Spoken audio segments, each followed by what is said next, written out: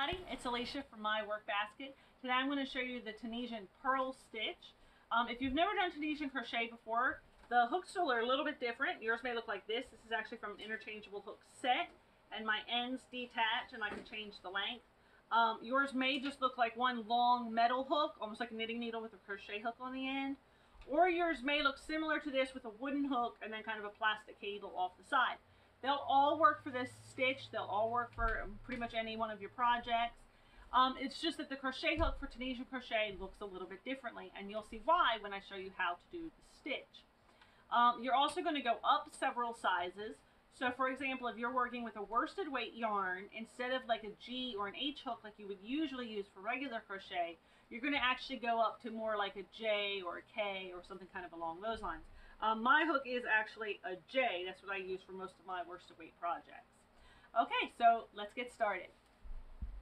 Hey everybody, so let's get started. We're going to start with a slip knot, just like you usually would.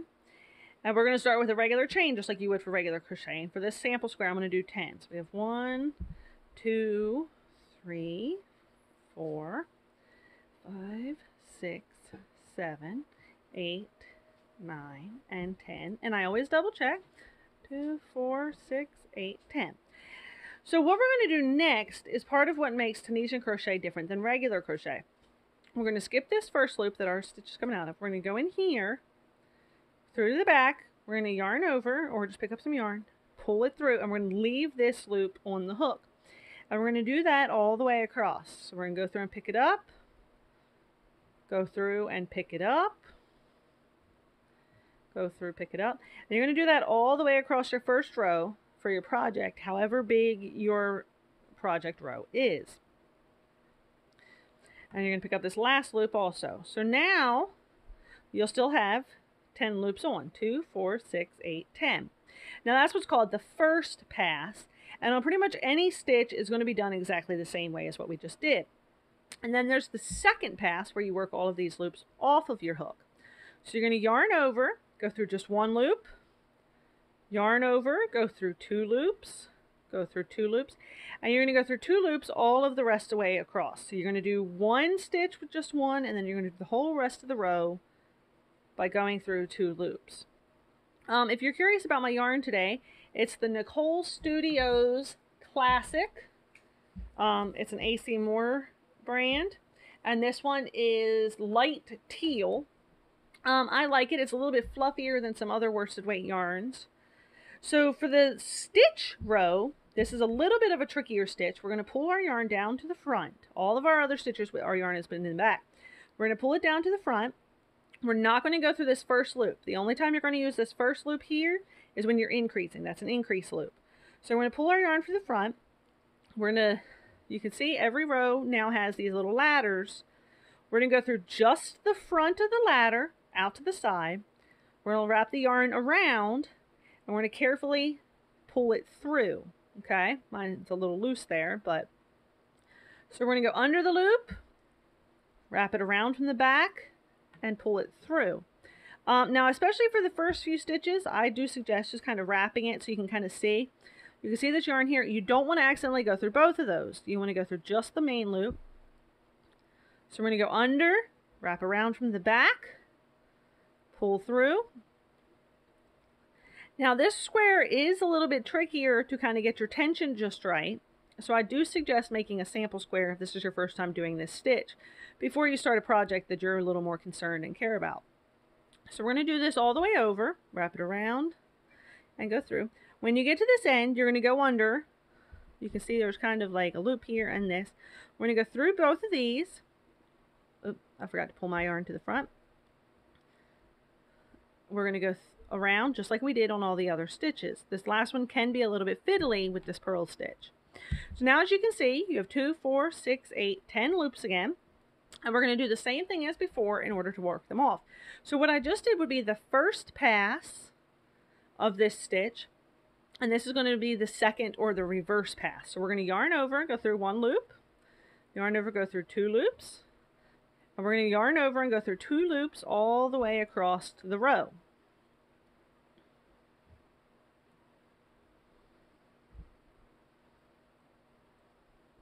Okay, So now as you can see, we have one completed row with our bumps and we have one row of ladders. So we're going to do the same thing again. We're going to pull our yarn to the front. We're going to skip that first row. We're going to go under the first ladder rung, yarn over and pull it through. I'm going to do that all the way across. So under the ladder rung, out the front, and pull it through. It is very important where your hook goes. You don't want it to come out the back. That's going to create a completely different stitch. You do work just side to side. Wrap it around. Wrap it around. Now you're going to do this again all the way across the row. It is possible to kind of control it with your finger.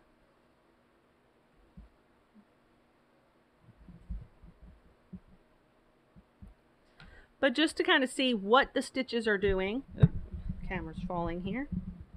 Just to see what the stitches are doing, it's okay to do some by using your fingers, getting the hang of it. So we're going to yarn over. This is the end loop, so we're going to go through 2. Let me show you that again without the hook. So you can see here. So we're going to kind of tilt it to the side. We're going to go through both of these. We're going to yarn around again, and we're going to pull that through. So that's our first pass, and then we're going to do our same reverse pass for our second pass. We're going to chain go through 1, loop go through 2, go through 2, go through 2, all the way across.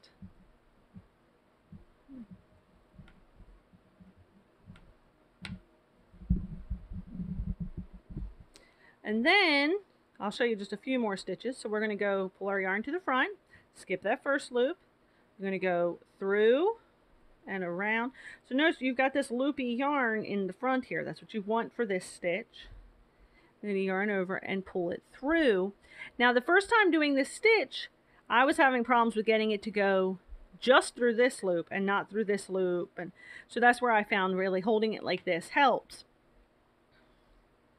And really wrapping it this direction seems to help too. If you tend to wrap it, you know, kind of a different direction, you can see how that's much harder to pull it through some of the right loops, and it does create kind of a different tilt to your stitch. So we're going to yarn over, go through,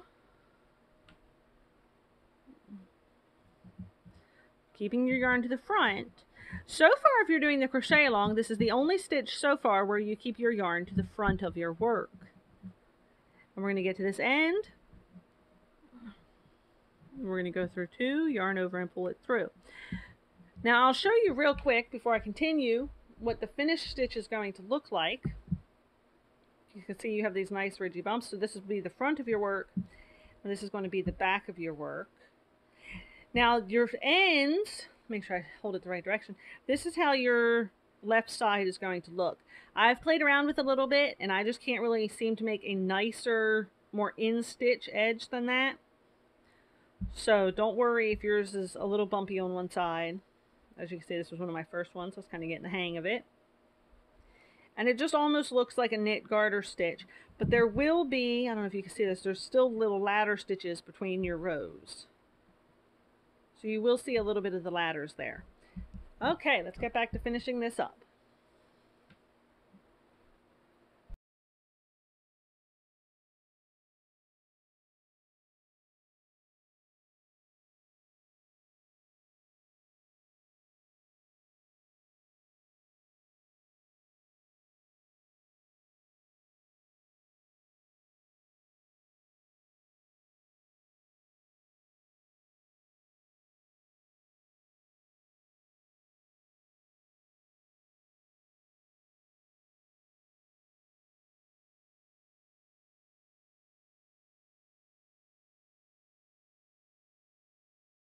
We have a couple rows. Now that we have a couple rows, I'm going to go ahead and show you how to finish off your thing. At the end of each row, you end up with these ladders, and you could just loop your yarn and call it a day, but that's just not very pretty. So what we're going to do is we're going to still skip this first loop. We're going to pull our yarn in the front. I always like to finish off my projects with the same stitch I use throughout. So we're going to go through, we're going to yarn over again, but this time instead of pulling through just the first loop and leaving it on the hook, we're going to go ahead, we're going to pull through both. And we're going to do that all the way across. We're going to go in the next one. We're going to go through that loop and the loop on the hook. And as you can see, as I get farther across, this is going to be ending off the stitch with a nice finished seam. So you really are just still doing the same stitch, but you're not leaving those loops on the hook. You're going to go ahead and go through both. See, now as you get that nicer edge across. And doing this in the stitch that you've used the whole time just gives you a nice finished edge at the top. Some patterns will just have you do what's called the simple stitch, and then the top row of your project is going to look different than all of your other rows. So I always like to finish mine in whatever stitch the project has been on. We're going to do the same thing here on the end. We're going to go through those 2 loops like we've been doing all along. Yarn over, pull through, and go through both. And then you'll just clip your yarn like you always would. Pull your yarn through, and you have a nice little sample square. My gauge is a little wonky on this one, doing it to record. You can see how I've got the ladders and the stitches. You can see that edge that I was talking about, and you can see the back. I will say I like the back of this stitch very much, which is a little weird, but then you end up with your nice little sample. Now we have our little sample stitch of the Tunisian Purl. Be sure to check out my website at myworkbasket.com.